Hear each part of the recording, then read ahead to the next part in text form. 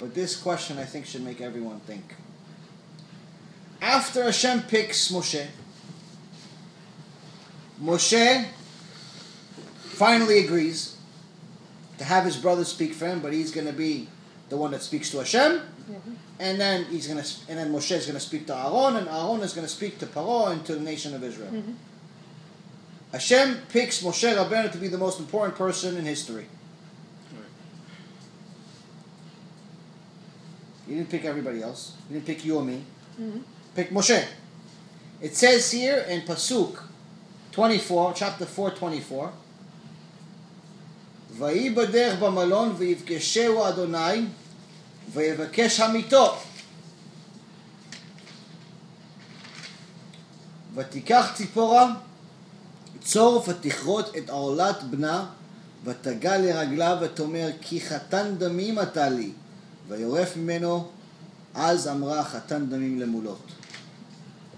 Translation: It was on the way, they left Yitro's house to go to Egypt. Moshe just had a son. Right before he left Yitro's house, he had a son, his second son. Eliezer is his name. We find out later on, but I know. So it says, he left his house, says it was on the way, in the lodging, he went to a hotel, that Hashem encountered Moshe, and sought to kill him. Hashem sent Malach HaMavet to kill Moshe. So Tzipporah took a sharp stone and cut off the foreskin of her son and touched it to his feet, meaning to Moshe's feet, and she said, you, to the baby, you caused my bridegroom bloodshed, meaning you almost caused my husband to die. So he released him, this Malach HaMavet released Moshe. Then she said, a bridegroom bloodshed was because of circumcision. Interpretation: Moshe left Yitro's house and he says, listen, I just had a new baby. I know that Hashem said that on the 8th day I have to give him Brit Milah. But if I have the Brit Milah, I have to delay the trip that Hashem told me to take right now by 3 days. So I'm not listening to Hashem. But if I do listen to Hashem and I take him, I'm going to be in the desert. And giving a brit, doing a circumcision in the desert is very dangerous. That's why during the 40 years Am Yisrael was in the desert, no one did Brit Milah. Which is the reason why as soon as we got to Israel, Joshua made a Brit Milah for the entire nation of Israel. A lot of Olah, a lot of blood. But big mitzvah, Kiddush Hashem. So Moshe Rabbeinu right now is trying to use his logic. He says, if I take my son, newborn son, in the desert and I give him Brit Milah, do a circumcision, he's going to be in danger. Hashem doesn't want my son to die. So I'll delay it. Once I get to Egypt, then I'll do the Brit Milah. So on the 8th day, he's at the hotel, and he's getting closer to Egypt, but it's that day, the 8th day.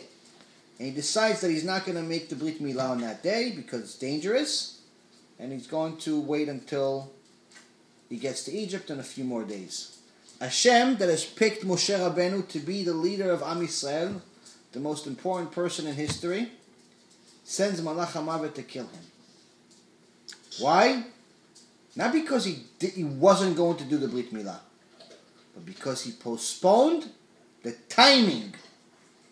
Just the timing of the mitzvah. Not that he didn't do the mitzvah. Not that he didn't keep the brit. Not that he was violating the brit. He had his brit. His wife was kosher. He was kosher. He was righteous. His other son had his brit. This son, he was planning to do the brit. So, because Hashem knows his thoughts. We actually learned from this parasha, one of the sources that we know that Hashem knows our thoughts. Because it says, and Moses thought. On one of the things, we know that Hashem knows our thoughts. So Hashem knew that Moshe was planning to have the brit in a couple of days. So he was just postponing it, postponing the time. And he sent Malach HaMavet to kill him for postponing it.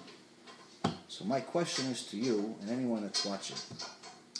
If Moshe Rabbeinu was the most important man in history, he got the Torah, he spoke to Hashem face to face, He went to Mount Sinai. He went to Olam Haba. He saw the future. He saw the past. No one is ever going to be like Moshe. No one ever was like Moshe. Right. And Hashem sent Malach HaMavet to kill him for postponing a mitzvah. For postponing a brit. So why is it so hard for Am Yisrael to believe they're not postponing a brit, but violating a brit?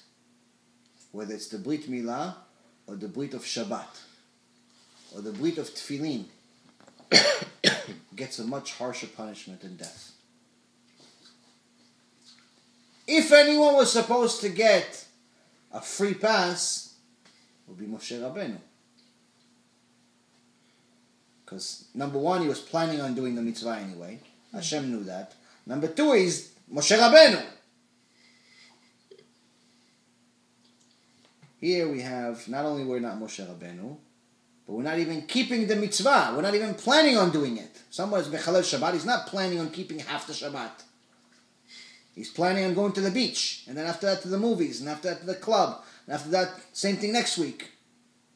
So he's violating the brit. He's not delaying it or postponing it. So if Hashem is outright telling you over here, he sent Malach HaMavet to kill him, and the only thing that saved him was that his wife, Tzipora, realized it, and she did the brit herself. And that saved Moshe Rabbeinu's life. So that's the thing. Delaying a mitzvah got Moshe Rabbeinu almost killed. Violating a brit, Hashem Erachem. Bezat Hashem, this gets people to think of how serious Shabbat, Tefillin, and all of the mitzvot are. And Bezat Hashem will learn much more next week. Baruch Adonai Le'olam. Amen. Amen. Amen.